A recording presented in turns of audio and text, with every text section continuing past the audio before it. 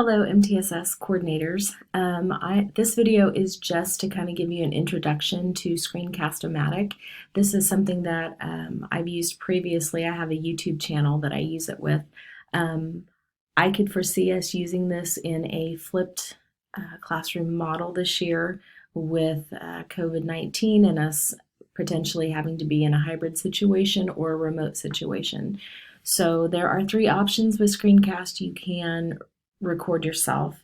You can also just record the screen if you do not want yourself to be seen in the videos. And you can also do a combination of both, which is what makes it so easy. It's very easy to download.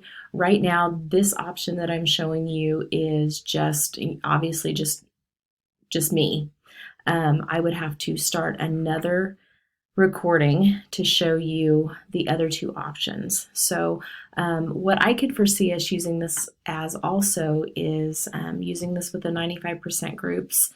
Obviously within those skill bags there is a component that is the I do portion of it. So especially those grade levels K through 2 where the parents may not be quite sure how to teach their kiddos or how to support their kiddos in learning how to read. We could provide those types of videos. So the I do portion of it, let's say for instance, the first skill bag, directionality, I could do the I do, this is what it looks like. You need to go from left to right. I could use my board that's behind me. However you want to do that, or you could download the resources. You could also then the we do portion of it, if you wanted to, you could have another teacher help you. You could partner up with another teacher of this is what it looks like, this is what the student would do, or you could actually just tell the parents, hey, this is what it looks like, and then you can give them the prompts for this is what the you do portion of it looks like, so that they can actually do it with their kids. So this is just a jumping off place. It's not right, it's not wrong.